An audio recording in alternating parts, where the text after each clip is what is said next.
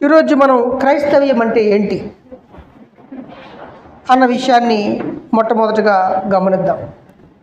ఈరోజు క్రైస్తవ్యం అంటే లోకం ఏమనుకుంటుందంటే చర్చికి వెళ్తున్న వాళ్ళంతా క్రైస్తవులు అనుకుంటుంది. బొట్టు తీసేస్తే స్త్రీల్ని వీళ్ళు క్రైస్తవులు అనుకుంటున్నారు. బైబిల్ పట్టుకొని మనం నడుస్తుంటే వీళ్ళు క్రైస్తవులు అంటున్నారు. తెల్ల చీర కట్టుకునే వాళ్ళని క్రైస్తవులు అంటున్నారు. లోకం దాన్ని మతం కింద కూడా మార్చేసింది. క్రైస్తవ్యము మత మార్పిడి, మతాన్ని పుచ్చుకున్నారు, మత ప్రచారం చేస్తున్నారు అని లోకం అంటుంది. నిజానికి దేవుడు మతాన్ని స్థాపించడు, మతాన్ని పుట్టించడు. మతం అనేది మనుషులు పెట్టేది. ఎవరు పెట్టేది? మనుషులు. ఆ మతాలు అనేవి మనుషుల అభిప్రాయాల్లోంచి వచ్చినవి. వారి మతస్థులని వారు ప్రేమిస్తారు, ఇతర మతస్థుల్ని ప్రేమించారు. మరలా ఆ మతంలో కూడా కులాలు, వర్గాలు ఉంటాయి. అందులో ఒక కులం వాడిని ఇంకో కులం వాడు చిన్న చూపు చూస్తాడు. ప్రతి కులం కూడా వాళ్ళ కులం గొప్పది అనే భావంతో ఉంటారు. ఆ రకంగా చెప్పుకుంటారు, ఆ రకమైన స్టోరీస్ అల్లుకుంటారు. ప్రతి కులం కూడా మా కులం గొప్పది అని చెప్పుకోవడానికి వాళ్ళకంటూ కొంత విషయాలను వారు మాట్లాడుతూ ఉంటారు. అయితే క్రైస్తవ్యం, బైబిల్ ఏం చెప్తుంది, దేవుడు ఏం చెప్తున్నాడు అని మనం చూస్తే, దేవుడు మతానికి వ్యతిరేకం. ఎందుకంటే అది మనుషులు పెట్టుకున్నది. దేవుడు ఒక మతానికి సంబంధించిన వాడు కాదు అని దైవ గ్రంథం పదే పదే చెప్తుంది. మీకు తెలుసు ఈ విషయాలు. అయినప్పటికి కూడా కొన్నిసార్లు మనం ఇతరులకి చెప్పడానికి ఒకసారి మళ్ళీ మనం మననం చేసుకుంటున్నాం. కాబట్టి క్రైస్తవ్యము అంటే ఏంటి, దాని పునాది ఏంటి అని మనం గమనిస్తే దైవ గ్రంథం చెప్తుంది. దాని యొక్క పునాదులు మనం 5 విషయాలని గమనిద్దాం. క్రైస్తవం యొక్క విశ్వాసం, క్రైస్తవం యొక్క పునాది నమ్మకం ఏంటి అని చూస్తే మొట్టమొదటి విషయాన్ని 1 కొరింథీ 15 అధ్యాయము 1 నుండి 4వ వచనం వరకు చూస్తే, ఎవరైనా క్రైస్తవుడు అవ్వాలి అంటే ఈ విషయాన్ని నమ్మాలి. ఆ విషయం ఏంటో మనం గమనిద్దాం. 1 కొరింథీ 15 అధ్యాయము 1 నుండి 4వ వచనం వరకు. వినుట వలన విశ్వాసం కలుగుతుంది, ఆ వినుట క్రీస్తుని గురించి అని రాయబడింది. చాలా మాటలతో మనం నమ్మకం వస్తుంటుంది కదా. యేసుప్రభుని నమ్ముకుంటే ఇల్లు కట్టుకున్నారు అంటే యేసుక్రీస్తుని నమ్ముకోవడం వల్ల పెళ్ళయింది, యేసుక్రీస్తుని నమ్ముకోవడం తర్వాత వాళ్ళ కుటుంబాలు బాగున్నాయి. ఇలా అనేకమైన మాటలు బట్టి యేసుప్రభు మీద విశ్వాసం రావచ్చు. కానీ నిజానికైతే బైబిల్ చెప్తుంది వినుట వలన విశ్వాసం కలుగుతుంది. ఆ వినుట ఎవరి గురించి వినాలి? యేసుక్రీస్తు వారి గురించి. మన జీవితంలో జరిగిన మేలుల గురించి కాదు, మన జీవితాల్లో జరిగించిన అద్భుతాల గురించి కాదు. మన విశ్వాసానికి పునాది మనుషులు చెప్పిన సాక్ష్యాల గురించి మీద కాదు, యేసుక్రీస్తు గురించి. ఆయన భూలోకానికి వచ్చిన సందర్భం, ఆయన జీవించిన జీవితం, ఆయన మరణము, ఆయన పునరుద్ధానము ఉన్నాయి కదా, వాటి గురించి నువ్వు వినాలి, విని నువ్వు నమ్మాలి.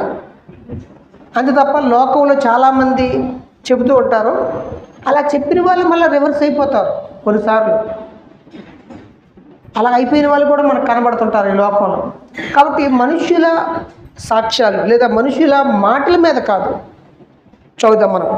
కాబట్టి క్రైస్తవ్యానికి పునాది, క్రైస్తుడిగా మారడానికి పునాది మనం గమనిస్తే మూలరాయి ఏంటో చూద్దాం. మరియు సహోదరులారా, నేను మీకు ప్రకటించిన సువార్త మీకు తెలియపరుచున్నాను, మీరు దాన్ని అంగీకరించారు, దాని యందే నిలిచి ఉన్నారు. మీ విశ్వాసం అర్థమైతేనే కానీ నేను ఏ ఉపదేశ రూపముగా నేను మీకు ప్రకటించుతునో ఆ ఉపదేశమును గట్టిగా పట్టుకున్న ఎడల ఆ సువార్త వలనే మీరు మతం మారారంటలేదు, రక్షణ పొందారు అంటున్నాడు. రక్షణ పొందారు మీరు. నేను మీకు సువార్త ప్రకటించాను, ఆ సువార్తను బట్టి మీరు ఏం చేశారంటే మీరు రక్షణ పొందారు, ఆ సువార్తలో మీరు నిలిచి ఉన్నారు అంటున్నాడు. మీరు రక్షణ పొందారు. అందుకే ఆ సువార్త ఏంటి? 4వ వచనం చదువుదాం. నాకు ఇవ్వబడిన ఉపదేశము మొదట మీకు అప్పగించతిని, అదేమనగా దేవుడి యొక్క లేఖనాల ప్రకారంగా క్రీస్తు మన పాపముల నిమిత్తము మృతి పొందాడు, సమాధి చేయబడ్డాడు. లేఖనముల ప్రకారము ఆయన 3వ దినమున లేపబడ్డాడు. కాబట్టి క్రైస్తవుడిగా మారడానికి క్రీస్తు మీద విశ్వాసంతో క్రైస్తవుడిగా మారుతాడు. ఏంటి ఆ విశ్వాసం అంటే, యేసుక్రీస్తు భూలోకానికి వచ్చాడు, దేవుడు లేఖనాల ప్రకారంగా ధర్మశాస్త్రం అంతా పాటించాడైనా, ప్రతి లేఖనం నెరవేర్చాడు. అలా బ్రతికి ఆ లేఖనాల ప్రకారంగా మరణించాడు, ఆయన తిరిగి లేచాడు. ఆయన సత్యాన్ని నమ్మడంతో నువ్వు క్రైస్తవ్యంలోకి అడుగు పెడుతున్నావు. కాబట్టి క్రైస్తవ్యము అని అంటే దేవుడితో సహవాసాన్ని ఎక్కువ ప్రాధాన్యత ఇస్తారు. క్రైస్తవ్యం చెప్తుంది, లేదు క్రీస్తు నీ కొరకు చేసిన కార్యాలను పరిశుద్ధాత్మ దేవుని యొక్క నడిపింపు ద్వారా దేవుడితో సహవాసాన్ని, దేవుడితో బంధాన్ని, దేవుడితో నువ్వు పెనవేసుకోవడం గురించే బైబిల్ అంతా బోధిస్తుంది. నువ్వేదో చేస్తే క్రైస్తవ్యంలోకి రావడం కాదు, క్రీస్తు చేసిన కార్యాన్ని నువ్వు విశ్వసించిన ఎడల, నువ్వు అంగీకరించిన ఎడల పరిశుద్ధాత్మ నడిపింపుతో నువ్వు దేవుడితో సహవాసాన్ని క్రైస్తవ్యం చెప్తుంది. కాబట్టి ఇదే విషయాన్ని మనం యోహాను సువార్త 15వ అధ్యాయం 1 నుండి 17వ వచనం వరకు కావచ్చు, 17వ అధ్యాయము 20 నుండి 23 వరకు చూడొచ్చు. నేను నా తండ్రి ఏకమై ఉండలాగున మీరు కూడా ఏకమై ఉండాలని, మీరు నా యందు ఏకమై ఉండాలని. కాబట్టి బైబిల్ అంతా మనకేం చెప్తుంది అంటే, క్రైస్తవ్యానికి పునాది ఏంటంటే దేవుడితో సహవాసాన్ని కోరుకుంటుంది. అది పరిశుద్ధాత్మ దేవుడి నడిపింపు ద్వారా యేసుక్రీస్తు చేసిన ప్రాణత్యాగం వలన ఆ యొక్క సహవాసం దేవుడితో మనకు కలిగింది. మనమేదో చేయడం వల్ల కాదు, మన కార్యక్రమాల వల్ల కాదు. మతాలు ఏం చేస్తాయంటే, నువ్వు కోటి పువ్వులు తీసుకొచ్చి పూజించు, లేదా 101 రోజు పలానా వ్రతం చెయ్యు, లేదా నువ్వు పలానా ఉపవాసం చెయ్యు, పలానాది చేస్తేనే నువ్వు అంగీకరించబడతావని లోక మతాలు చెప్తాయి. క్రైస్తవ్యము క్రీస్తు నీ కోసం ఏం చేశాడో నువ్వు నమ్మితే చాలు. పరిశుద్ధాత్మ దేవుడి యొక్క నడిపింపు ద్వారా నువ్వు దేవుడితో సహవాసం కలిగి ఉండాలి అన్నదే క్రైస్తవ్యానికి పునాది. కాబట్టి ఎవరైనా నేను క్రైస్తవుడిని అనాలి అంటే వాడు ఖచ్చితంగా క్రీస్తు ఈ లేఖనాల ప్రకారం ఈ లోకంలో జీవించాడు, ఆయన మృతి పొందాడు, తిరిగి లేచాడు, మన పాపాల కొరకు ఆయన చనిపోయాడు అని నమ్మితే చాలు అని దైవ గ్రంథం చెబుతుంది. అంతేకాదు ఈ లోకంలో క్రైస్తవుడు ఎలా జీవించాలంటే వాడికి ప్రామాణికము బైబిల్. ఏంటండి క్రైస్తవ్యానికి ప్రామాణికం ఏంటి? బైబిల్. కానీ చాలామంది క్రైస్తవ్యంలోనే పండితులు అంటుంటారు, వేదాలు కూడా పవిత్ర గ్రంథాలే, అవి కూడా పరిశుద్ధాత్మ దేవుడు రాయించాడు అంటుంటారు. చాలామంది అంటారు ప్రపంచంలో ప్రతి గ్రంథంలో కూడా అక్కడక్కడ సత్యాలు ఉన్నాయి, ఆ సత్యాలు దేవుడు రాయించాడు, ఆ గ్రంథాల్లో కూడా దేవుడి మాటలు ఉన్నాయి, అందులో కూడా దేవుడు మాటలు ఉన్నాయి, దేవుడే అవన్నీ రాయించాడు అన్నిటికీ మాట్లాడుతున్నారు. కానీ బైబిల్ అలా చెప్పట్లేదు. దైవ గ్రంథాన్ని మనం గమనిద్దాం. పేతురు రాసిన 2వ పత్రిక 1వ అధ్యాయము 20వ వచనం నుండి 21వ వచనం చూస్తే, దేవుడి లేఖనాలు మనుషులే రాశారు, పరిశుద్ధులే రాశారు, కానీ వారు రాయబడ్డ వెనక పరిశుద్ధాత్మ దేవుడు ఉన్నాడని. పరిశుద్ధాత్మ దేవుడు ఆ కార్యం చేయడానికి మూలము పరలోకపు తండ్రి అని బైబిల్ తేటతెల్లంగా చేస్తుంది. చూద్దాం. ఒకడు తన ఊహను బట్టి చెప్పుట వలన లేఖనములలో ఏ ప్రవచనమును పుట్టదని మొదట గ్రహించుకోవాలి. ఎలయనగా ప్రవచనం ఎప్పుడును మనిషిని ఇచ్చిన బట్టి కలగలేదు, మనుషులు పరిశుద్ధాత్మ ప్రేరేపించబడిన వారై దేవుడు మూలంగా కలిగారు. కానీ ఈ యొక్క మాటలు పరిశుద్ధ గ్రంథంలో మాటలన్నీ కూడా రావడానికి దేవుడే మూలం, పరిశుద్ధాత్మ దేవుడు ప్రేరేపణ అని బైబిల్ చెప్తుంది. అంతేకాదు 2వ తిమోతి పత్రికలోని 3వ అధ్యాయం 16వ వచనంలో దైవావేశం వల్ల కలిగిన లేఖనాలు అని చెప్తున్నాడు. దేవుడి యొక్క ప్రేరేపణ ద్వారా, దేవుడు ప్రాణం పోయిగా దేవుడు ప్రేరేపించగా కలిగిన లేఖనాలు అంటున్నాడు. కాబట్టి ఎవరైనా బైబిల్కు ఉన్న ప్రత్యేకతను, ఆ విలువను పక్కన పెట్టి నేను క్రైస్తవుడిని అంటే దేవుడు అంగీకరించడు. బైబిల్ ప్రామాణికంగా మనకి ఇవ్వబడింది. దేవుడు మనుషులకి తనతో తన ఇష్టాలని, తన చట్టాన్ని, తన నిబంధనలని మనకి అనుగ్రహించాడు. కాబట్టి బైబిల్ నమ్మకుండా ఎవరు క్రైస్తవుడిగా మారలేడు.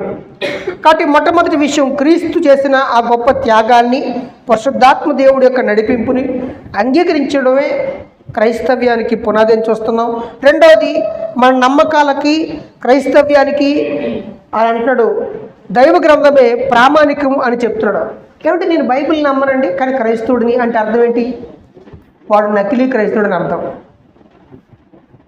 యేసుప్రభు వారు ఆయన భూమి మీదకి వచ్చారండి, నా పాపాల కొరకు చనిపోయాడండి, నేను నమ్మనండి కానీ చర్చికి వస్తానండి అంటే వాడు అబద్ధ క్రైస్తవుడు, నిజమైన క్రైస్తవుడు కాదు, సంపూర్ణమైన వాడు కాదని అర్థం.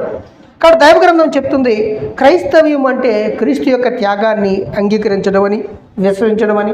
రెండు, మనకి ప్రామాణికంగా దేవుడు తన చట్టాన్ని ఇచ్చాడు, తన ఆజ్ఞలు ఇచ్చాడు, అదే పరిశుద్ధ గ్రంథం అని బైబిల్ చెబుతుంది. మూడో విషయాన్ని మనం గమనిస్తే క్రైస్తవ్యానికి పునాది ఏంటంటే దేవుడు సమస్తాన్ని సృష్టించాడు. ఈ సృష్టించినప్పుడు లోకమంతా మంచిదే, మనుషులందరూ మంచి వాళ్ళే. అలా చేయబడిన మనుషులు తర్వాత దేవుడికి దూరం అయిపోయారు. మనుషులు దేవుడికి దూరం అయిపోయి మనిషి పాపంలో పడిపోయాడు. మనిషి ఆ పాపం వలన ఎక్కడ దేవుడు సహవాసాన్ని పోగొట్టుకున్నాడు, శాశ్వత కాలము పరలోక సహవాసాన్ని కూడా పోగొట్టుకుంటున్నాడు అని బైబిల్ చెప్తాడు. బైబిల్ యొక్క బోధ ఏంటి? క్రైస్తవ్యానికి మూడవ స్తంభం ఏంటి అని మనం చూస్తే మనుషులందరూ పాపానికి లోనయ్యారు. ఆ పాపానికి వచ్చే జీతం మరణం. మరణం వల్ల మనిషి దేవుడు సహవాసాన్ని పోగొట్టుకున్నాడు, తర్వాత నిత్య నరకానికి వెళ్ళిపోతున్నాడు అని బైబిల్ చెబుతుంది. ఆదికాండం 1వ అధ్యాయము 31వ వచనం చూస్తే దేవుడు సమస్తాన్ని మంచిగా చేశాడు, పవిత్రంగా చేశాడు, లోపం లేనిదానిగా చేశాడు. ఇటు మనిషిని కావచ్చు, సృష్టిని కావచ్చు. 1:31 ఆదికాండం. దేవుడు తాను చేసినది యావత్తును చూచినప్పుడు అది చాలా మంచిదిగా ఉండును అంటాడు. ఈ 30వ వచనం వరకు మంచిది మంచిది మంచిది అంటాడు ప్రతిదాన్ని చేసి. 31 అంటాడు ఇది చాలా మంచిది. దేవుడు చెప్తున్నాడు ఈ లోకమంతా మంచిదే, ఏ లోపము లేనిదానిగా దేవుడు ఈ లోకాన్ని ఆయన సృష్టించాడు. అలా సృష్టించబడిన లోకంలో మనిషి కూడా మంచివాడే, యథార్థవంతుడిగానే ఆయన సృష్టించబడ్డాడు. కానీ మనిషి పాపంలో పడ్డాడు. మనుషులందరూ దారి తప్పిపోయారు, మనుషులందరూ దేవుడికి దూరం అయిపోయారు అని బైబిల్ ఘోషిస్తుంది.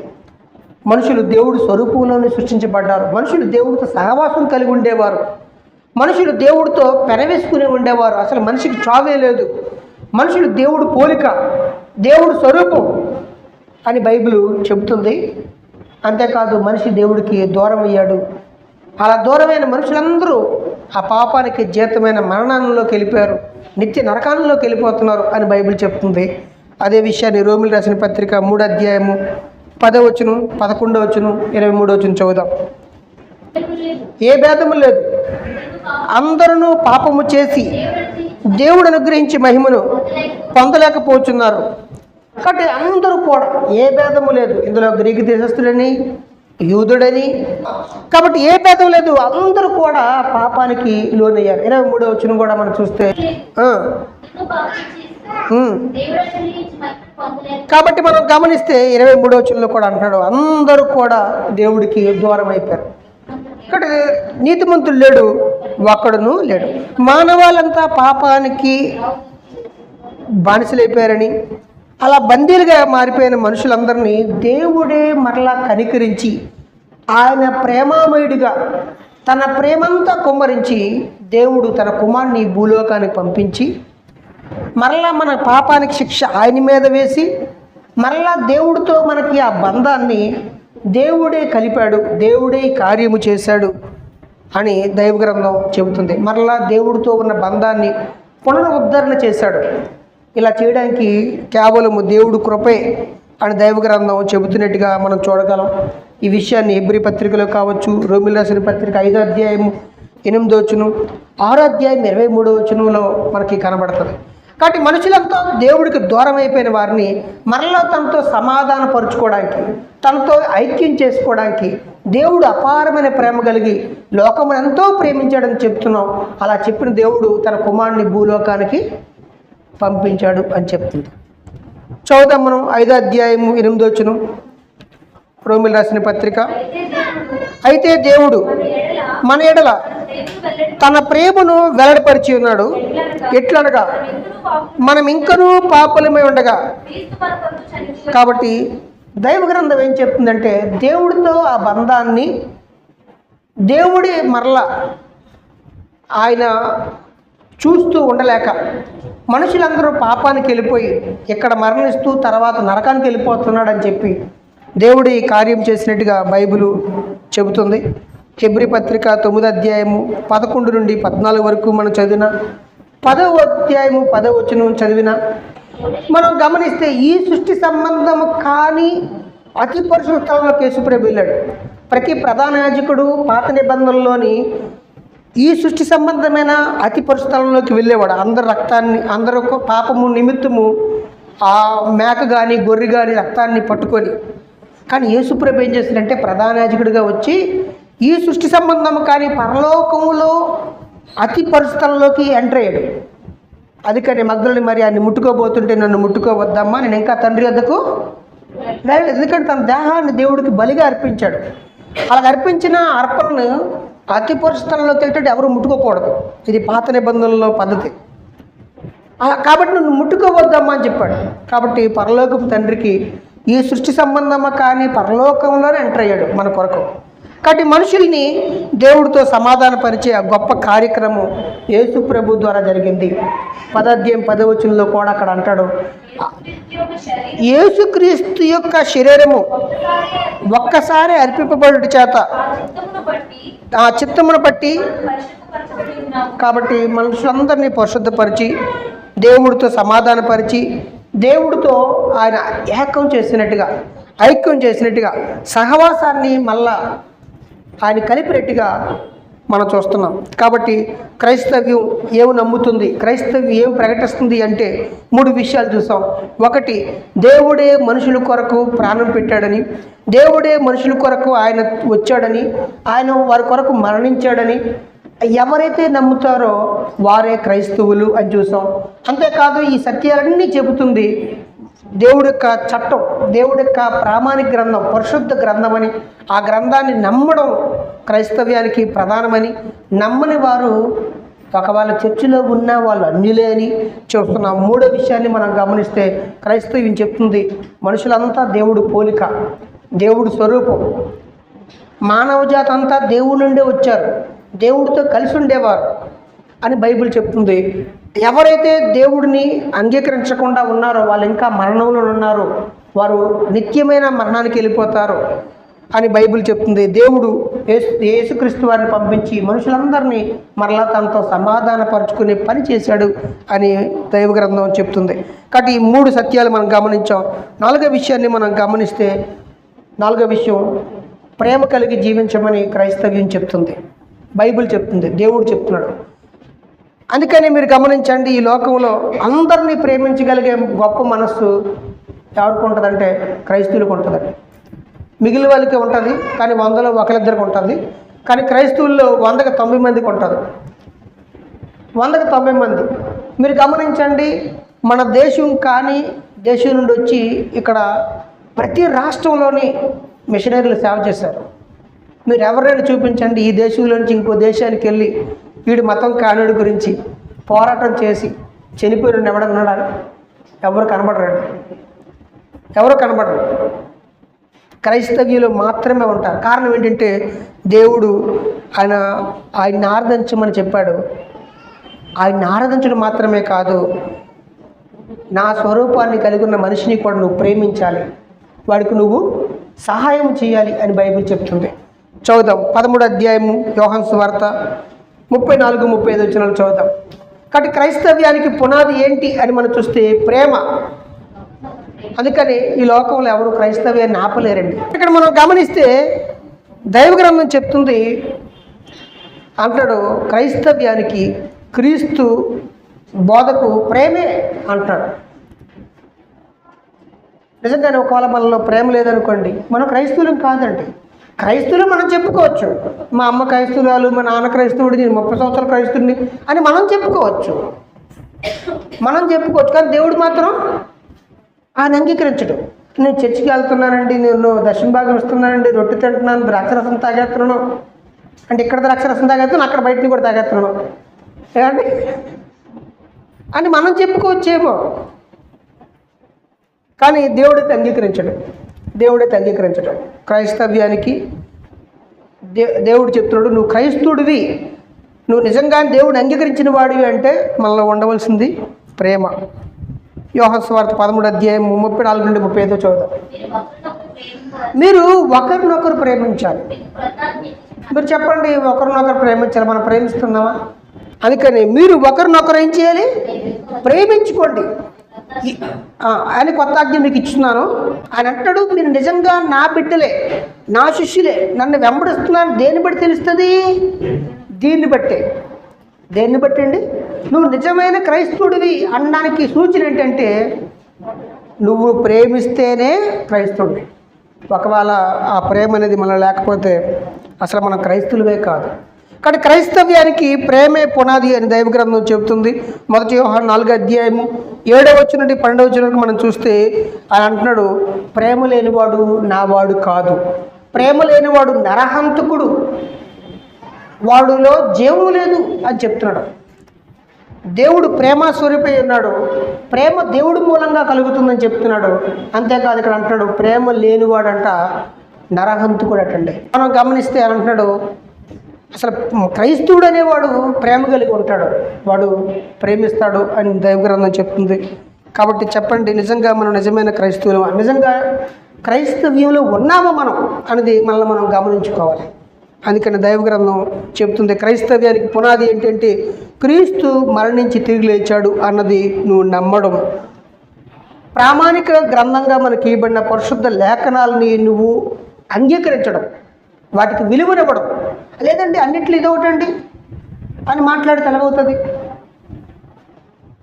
అంతేకాదు మనం గమనిస్తే దేవుడు ఆయనతో మళ్ళా బంధాన్ని ఏర్పరచుకోవడానికి క్రీస్తుని పంపించాడని, ఆయనే మార్గమని, ఆయన ద్వారా మాత్రమే నాకు పాపక్షమాపణ కలిగింది, మరలా జీవం కలిగింది, దేవుడితో నేను ఆ నిత్యరాజ్యంలో ఉంటాను అని నమ్మడం. మూడోది దేవుడిని ఆరాధించడం మాత్రమే కాదు, మనిషిని ప్రేమించడం. ఒకవేళ మనిషిని ప్రేమించకుండా నేను దేవుడిని ఆరాధిస్తాను అంటే అబద్ధికుడు. ఆ దేవుడిని ఆరాధించిన మనిషిని మాత్రం ప్రేమిస్తారంటే ఇదే తప్పే. ఎందుకంటే కొంతమంది సోషల్ యాక్టివిటీస్ ఉంటారు, దేవుడిని నమ్మని వాళ్ళు ఉన్నారు, ఎత్తుపోతున్నారు, కానీ మంచి వాళ్ళు చాలా మనుషులకు సాయం చేస్తుంటారు. కానీ ఎవరిని వదిలేస్తారు? వాళ్ళు దేవుడిని వదిలేస్తారు. దేవుడు అంటారు అంత మూర్ఖత్వం. అన్యాయం అక్రమం చేసే మనిషిని ప్రేమిస్తున్నాడు, కానీ దేవుడిని వదిలేశాడు, తప్పది. అందుకని దైవ గ్రంథం చెప్తుంది దేవుడిని ఆరాధించమని చెప్తుంది, మనిషిని ప్రేమించమని చెప్తుంది. అంతేకాదు మనం ఐదవ సత్యాన్ని మనం గమనిస్తే క్రైస్తవ్యము క్రీస్తు యొక్క రెండో రాకడని నమ్ముతుంది. అమ్మ ఏంటి? రెండో రాకడ. అంతేకాదు పునరుద్ధానం నమ్ముతుంది. అంటే చనిపోయిన వారు మళ్ళా పుడతారని కాదు, అది పునర్జన్మ అవుతుంది. పునరుద్ధానం అంటే చనిపోయిన వారు మళ్ళా బతుకుతారని నమ్మడం. ఏంటండి? పునరుద్ధానం నమ్ముతుంది క్రైస్తవ్యం. అంతేకాదు నిత్య జీవితం ఉందని నమ్ముతుంది. కొత్త ఆకాశం కొత్త భూమి కొరకు ఎదురు చూడమని బైబిల్ చెప్తుంది. దేవుడితో శాశ్వత కాలం ఉంటామని క్రైస్తవ్యం చెబుతుంది. దేవుడు చెప్తున్నాడు, బైబిల్ చెప్తుంది. దీన్ని నమ్మడం. చాలామంది ఒకవేళ చనిపోయిన తర్వాత పునరుద్ధానం అవుతారని నమ్మట్లేదు అంటే నువ్వు క్రైస్తవుడు కాదు. క్రీస్తు రెండో రాకడ నమ్మట్లేదు అంటే నువ్వు క్రైస్తవుడు కాదు. దేవుడితో యుగయుగాలు ఉంటాము దేవుడి రాజ్యంలో అని నువ్వు నమ్మకపోతే నువ్వు క్రైస్తవుడు కాదు. కాబట్టి క్రైస్తవ్యానికి మనం ఐదవ పునాది మనం గమనిస్తే నిత్యత్వం ఉంది అని దైవ గ్రంథం పదే చెబుతుంది. అది నమ్మడమే క్రైస్తవ విశ్వాసానికి పునాది అని బైబిల్ చెప్తుంది. చదువుదాం. యోహాను సువార్త 14:1-3 వరకు చదువుదాం. మీ హృదయములను కలవరపడనీకుడి, దేవుడు యందు విశ్వాసం ఉంచుతున్నారు, నా యందు విశ్వాసం ఉంచుడి. నా తండ్రి ఇంట అనేక నివాసాలు ఉన్నాయి, లేకపోతే మీకు నేను చెబుతాను కదా. మీకు స్థలము సిద్ధపరచ వెళుచున్నాను. నేను వెళ్ళి స్థలము సిద్ధపరిచిన ఎడల నేనుండి స్థలములో మీరు ఉండేలాగా మరలా వచ్చి నేను మిమ్మల్ని తీసుకెళ్తాను అని అంటున్నాడు. నేను తీసుకెళ్తానని చెప్పాడు. ఇదే విషయాన్ని మత్తయి సువార్త 25 అధ్యాయంలో అని చెప్తాడు. 30 వచనం నుండి చూస్తే ఆయన కోటాను కొలిది దేవదూతలతోని తండ్రి యొక్క సింహాసనము అధికారము మహిమతోని పరలోకం నుండి భూమి మీదకి ప్రత్యక్షమవుతాడంట. అప్పుడు అందరినీ తన ముందు కూడబెడతాడు. గొర్రెలను మేకలను వేరుపరిచినట్టుగా పరలోకానికి వెళ్ళేవారిని నరకానికి వెళ్ళేవారిని ఆయన వేరుపరుస్తాడు. ఆయన కుడివైపు ఉన్నవారితో పిలుస్తాడు, నా తండ్రి చేత ఆశీర్వదించబడిన వారులారా రండి, లోకం పుట్టింది మొదలుకొని మీ కొరకు సిద్ధపరచబడిన రాజ్యాన్ని స్వతంత్రించుకోండి. కాబట్టి దైవ గ్రంథం ఏం చెప్తుందంటే నిత్యము దేవుడితో ఉంటాము అని చెప్తుంది. మరణించిన వారు పునరుద్ధానం అవుతారని చెప్తుంది. రెండో రాకడ గురించి చెబుతుంది. కాబట్టి దైవ గ్రంథం పరిశుద్ధాత్మ దేవుడు బైబిల్ ఏం చెప్తుంది, క్రైస్తవం ఏం చెప్తుంది అంటే నిత్యత్వం ఉంది, నిత్య జీవితం ఉంది అని చెప్తుంది. అందుకని ప్రకటన 21లోని మనం చూస్తే 3వ వచనం 5వ వచనం వరకు ఇంకా మరణం లేదంట, వ్యాధం లేదంట, బాధ లేదంట, దుఃఖము లేదంట, మొదటి సంగతులు గతించాయి, వారు దేవుడితో కలిసి ఉంటారు, దేవుడై ఉండి వారితో కాపురం ఉంటాడు అని బైబిల్ చెబుతుంది. కాబట్టి క్రైస్తవ్యానికి ఏంటి పునాది అని చూస్తే క్రైస్తవ్యానికి ఇది మతము కాదని, ఇది కేవలము క్రైస్తవుడు అంటే చర్చికి వచ్చి కాదని, కేవలము దీని యొక్క పునాదులు ఏంటి అని మనం చూస్తే దేవుడు మన కొరకు చేసిన కార్యాన్ని నమ్మడం ద్వారా, పరిశుద్ధాత్మ దేవుడు నడిపింపు ద్వారా దేవుడు సహవాసాన్ని పొందడం అని బైబిల్ చెప్తుంది. రెండో విషయం ప్రామాణికం పరిశుద్ధ గ్రంథం అని చెప్తుంది. మూడోది మనుషులంతా దేవుడికి దూరం అయిపోయారు, పాపములో ఉన్నారు, వారు నిత్య నరకానికి వెళ్ళిపోతున్నారు, దేవుడు సహవాసాన్ని కోల్పోయాడు.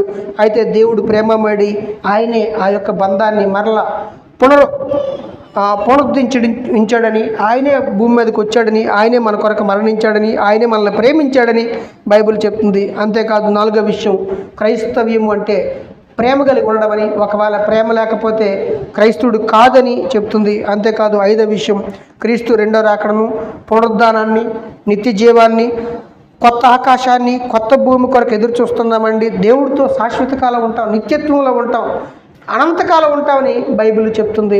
ఒకవేళ వీటి మీద ఎవరికైనా నమ్మకం లేకపోతే వాళ్ళు క్రైస్తవులు కారని బైబిల్ చెప్తుంది. కాబట్టి క్రైస్తవ్యం అంటే ఏంటి, దాని పునాది ఏంటో అని మనం చూసాం. క్రైస్తవుడిగా మారడం అంటే ఏంటి, క్రైస్తవుడిగా జీవించడం అంటే ఏంటి అన్న విషయాన్ని కూడా మనం వచ్చే వారం గమనిద్దాం.